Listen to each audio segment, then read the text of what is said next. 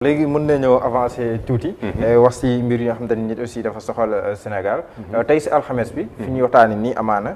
si la ñuy signé charte non violence. bi nga xamante ne nii waa UNIS union unitaire de l'islam le cadre unitaire de l'islam au Sénégal ñoom ñoo ko initié. cadre bi dégg charte bi juróon coow si njëlbeen. absolument tey jii nii ñu koy signé. pour yow ban valeur lañ mën a jox charte boobu nga xam ne am na ay coalition yu ko nekk di signé jamono ji. xam nga j'aime toujours analyser le principe.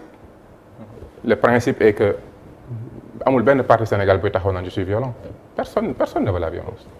On est tous non violents. On vit dans une république. Principe bu république mooy la renonciation de ma capacité de me faire justice. Et que violence boobu on le délègue à l'État qui doit exercer la violence, mais une violence qui est légitime.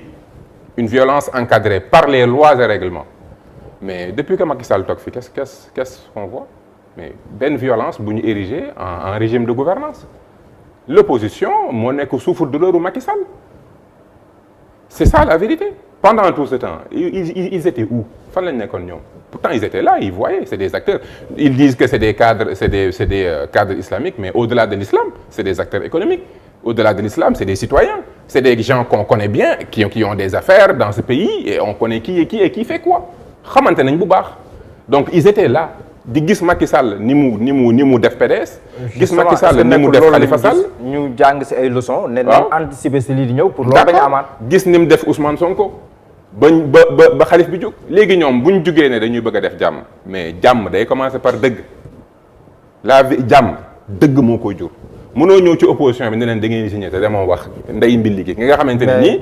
mais kii jiite cadre unitaire boobu noonu. di Cheikh Ahmed Tidiane Sy. ñu koy nuyu bu baax si benn colloque bi nga xamante ne nii atelier boo xamante ne nii Sénégal moo ko organisé woon dans le cadre de Union 20 ans il a reconnu cela nee na. violence kii koy njëkk a def moom mooy état bi. mooy état loolu moom wax na ko. loolu nag malheureusement il faut appeler un chat. Ils ont été maladroits dans la manière de planifier seen processus. bu ñu analyser woon situation. maladroit wala seen leader yéen moom moo teel a jóg. wax ne du ko signé teel a kii. je vais te dire ba sax yàq daanaka processus bi. non au contraire ñun ñoo bonifier processus bi. au contraire ñoo bonifier ñun suñu posture dafa légitime. saa waay bu fekkente ne yow bés boo xëyee dóor ma. te man le seul moyen pour am jàmm mooy ma delloo la kurfañ bi nga ma dóor mais kenn du ma ñëw naan ma buñ la dóoratee bul fayu da ngay dem wax kee ne bul dóore ba noppi parce que man xam naa ne sama jàmm ma paix réside dans le fait que ku ma dóor ma fayu. bu fekkee ne man fayu mooy tax ma am jàmm bu nit ñëw mukk ne ma bàyyil fayu boo ma ne bàyyil fayu ma ne la yow da ngaa far demal wax kee na bàyyi dóore ba noppi. non ils ont dit mieux. non attends bu kenn dóor bu kenn fayu. déedéet. loolu la ñu wax bu kenn dóor mooy maanaam bu violence. déedéet bu kenn dóor déedéet. parce que dóor bu amul fayu du am. je vais commencer ils n'ont pas parce que chronologie bi ñëpp fii la ñu fekk ñoom li ñu waroon def mooy dem ci xalif généraux yi wax ak ñëpp. ba pare def un diagnostic présenter situation bi bu doon ñoom seen première note. bi ñu expliquer li ñuy def dañu commencer par dire violence am na te violence bi ci fii la jóge ñu ngi demander le président mu jël engagement ne violence yii nervi yii lii da koy arrêter sol seen daal dem seeti président Macky Sall ne man d'accord je reconnais. dem nañ gis ko déedéet def c'est pas comme ça nag xam nga nañu respecter vous êtes un journaliste les faits sont sacrés. et les faits sont que ils n'ont pas dit de manière claire que le diagnostic pointe du doigt le régime. Ils n'ont pas posé un acte avec le régime. D'abord, ils ont comment attends, je termine. L'opposition est exempte de reproches aussi. Je termine sur ce point. Chronologie des faits mooy dañu xëy bés ne dañuy dox jàmm. Pointé opposition bi ne ñu nag da ngeen di signé ñu ne leen ñun nag du ñu signé tant que kii dóore bàyyiwul dóore.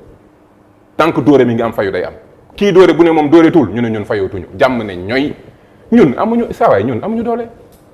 mais est-ce que l'opposition est exempte de reproches aussi. mais yow xanaa ñun nag lu ñu dëng caagan danoo dëng xanaa nag ñun bëgg nañ suñu bakkan yi suñu yaram yi bëgg nañ ko ñun ban intérêt lañ am di xeex ak ñu nga xam ne yor nañ matraque yor la gaz lacrymogène moyens yi ñu am dañ ko am ban intérêt lañ ci am man Moussa par exemple boo xoolee mémorandum bi nga xam te ni gouvernement bi génn woon na ko si li fi xewoon. février mars. ñu pointé moom mooy ñi nga xam te ni ñoom ñoo doon woote.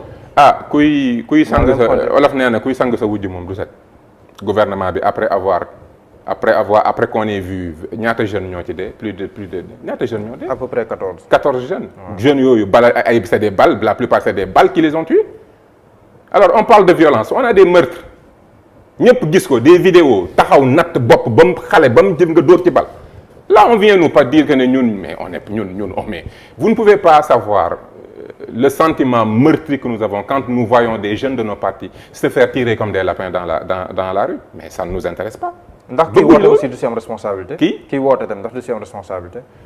xam nga ñun li ñu woote mooy le développement de ce pays.